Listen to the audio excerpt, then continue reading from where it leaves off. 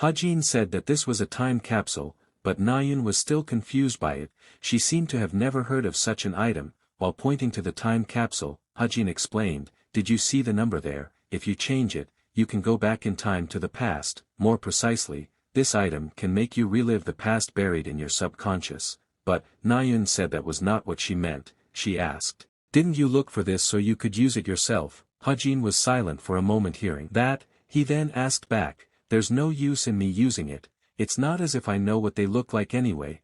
But, even though Hajin said like that, to be honest, Chai Nayun was right. He was looking for this item in case the memories of his parents started to fade. In the past, there were several items that he wrote in the story background guide, but never used in the story. Besides, this body originally belonged to Kim Chundong. So he didn't know if the item would work on him or not. Rather than wasting his mana, Hajin thought it was better if Chai Nayun used it, but, after listening to his explanation, Nayun said that she wouldn't use it either then. Hajin was then shocked to hear that. He then confusedly asked why. Nayun stubbornly said, "I will only use it if we both use it, or not at all, only then is it fair." Hajin really couldn't understand what she was saying, rather forcefully. Hajin told her to shut up and just do it, before she regretted it later. Nayun seemed to be overwhelmed by his coercion. Hajin explains that memory will never break, it would still be there, stored deep in the heart, so he told her not to worry and just do it.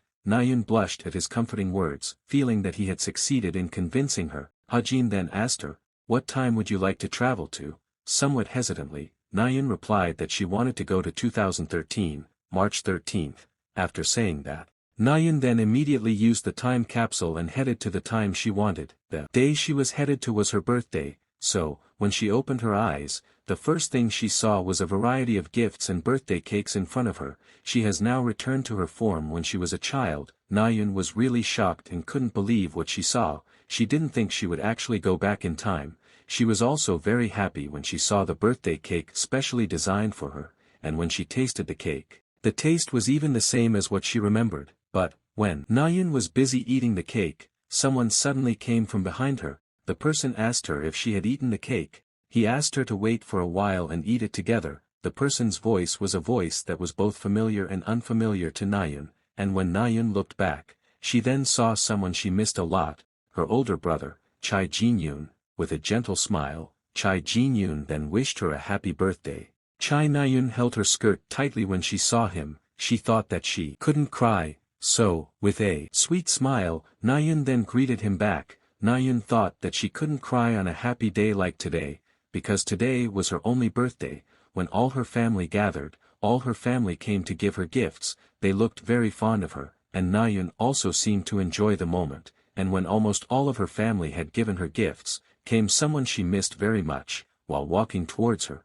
the person asked if the event had started. She apologized to her for being late. She was busy wrapping the gift, and when Nayun turned and looked at the person, she then could not stem her tears anymore. With a gentle smile, the person then called her and wished her a happy birthday. Seeing that, Nayun then ran with all her strength, and hugged that person. She was then surprised and confused by the sudden hug that Nayun gave her. Nayun cried very loudly in her arms. She was the person she missed the most, because she was her mother. Seeing Nayun suddenly cry, her mother then confusedly asked her if she was okay, what was wrong. Seeing that, her father and grandfather wondered if she was worried if her mother would not come. They felt that it was natural, after all she was still a child. Her mother also thought so. She thought that Nayun must be scared. She then immediately calmed down her daughter. She said that she would always be by her side. Nayun smiled happily at that. After Nayun finally calmed down and her crying finally ended,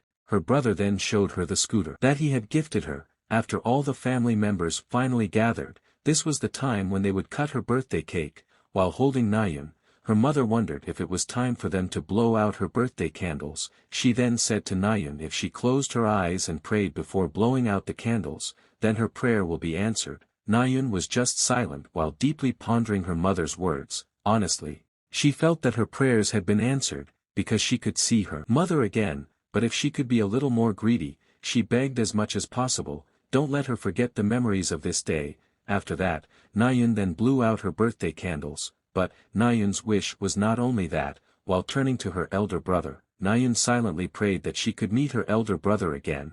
after a small episode of using the time capsule by Nayun, they have now finally returned to the present. When Hajin opened his eyes again, he found that he had returned to the Wind Mountain. Shortly after that, Hajin then heard Nayun's voice calling him from behind. Seeing that, Hajin felt like the others had also returned safely. He didn't know why, but the time capsule didn't disappear even though Chai Nayun already used it, but for some reason, the required mana charge appeared. He has checked it with the system, and the amount of mana needed was 15,000. That amount was too much for him even for a one-time use, so she decided to let Chai Nayun use it. Hajin just felt that it was like an expensive toy that was actually useless. After finding Hajin, Nayun then confusedly asked where the others were. She felt that they should be around here, but, while Nayun was looking around for the others, she was then confused when she saw Hajin who suddenly walked away. She confusedly asked where he was going. She told him that it was the way down from the mountain.